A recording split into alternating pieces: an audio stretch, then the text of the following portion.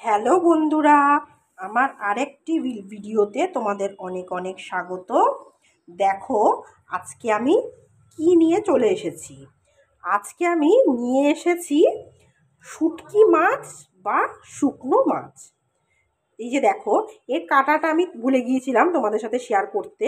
আর তোমরা তো দেখতেই পাচ্ছ যে আমি তোমাদেরকে দেখাচ্ছি যে এগুলো কি। এগুলো হচ্ছে লোটে শুটকি বা লোটে শুকনো মাছ, যে যাই বলো তোমরা।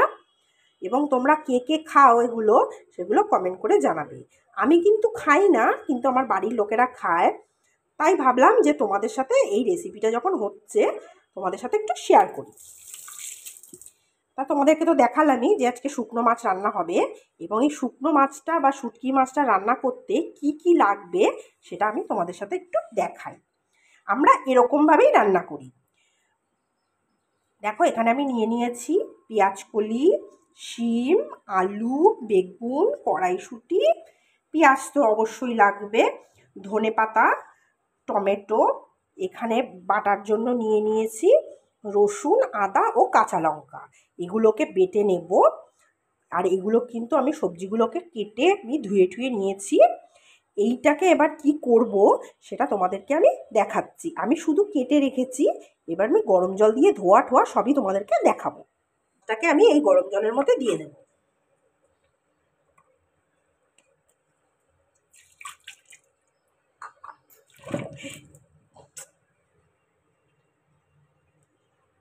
দেখো এবার আমি এই মিনিট দুয়েক মতো এই গরম জল, দেখো বন্ধুরা আমি ভিজিয়ে রেখেছি, 2 মিনিটের বেশি হয়ে গেছে গরম জলে। দেখো কিরকম নোংরা জল বেরোচ্ছে। এবার আমি একটু ভালো করে গরম জল থেকে তুলে নিয়ে একটু কিন্তু ভালো করে ধুতে হবে।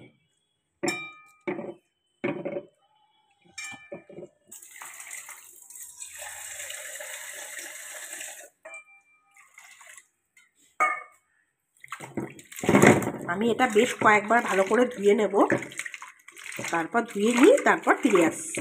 ধোয়ার কি দেখাবো তোমাদেরকে। দেখো বন্ধুরা, আমার কিন্তু একদম সুন্দর করে আমি ধুয়ে নিয়েছি, একদম ভালো করে ধুয়ে নিয়েছি।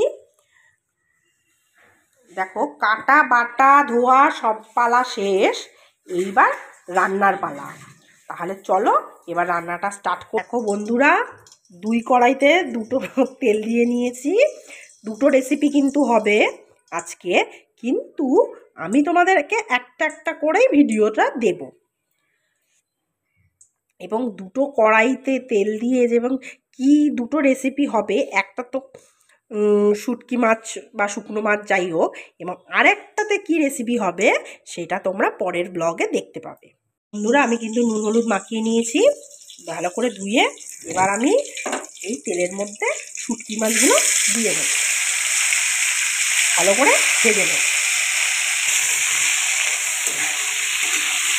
দেখো ভালো করে ভেজে নেওয়া হচ্ছে, বেশি করে তেল দিয়ে।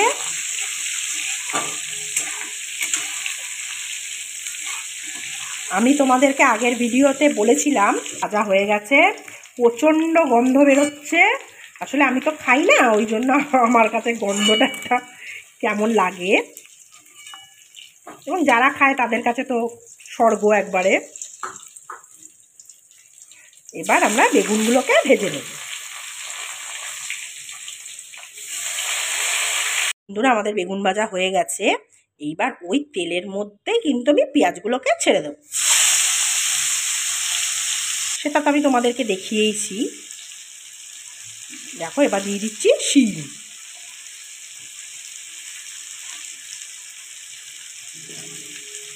যা যা সবজি তোমাদেরকে আমি দেখিয়েছিলাম সব দিয়ে দেব।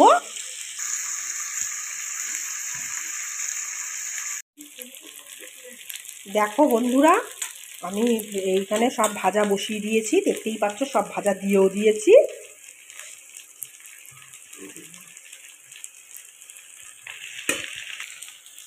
এবার দিয়ে দেব টমেটো।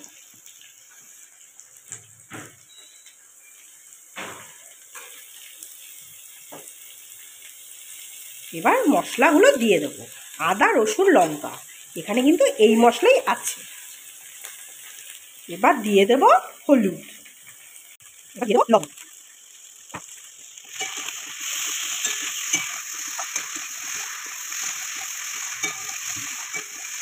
সামান্য একটু জল দিয়ে মশলাটা একটু কষিয়ে নেব।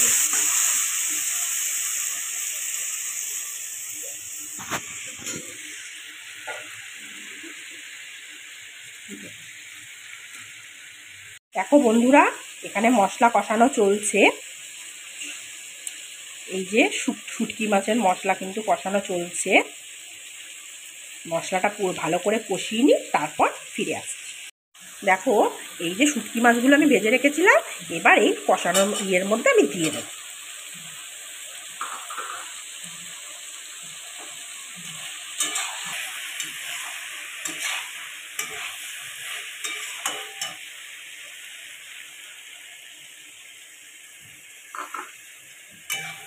একটু জল দেব, বেশি না, একটু জল দেবো একটু আলুটা সেদ্ধ হওয়ার জন্য।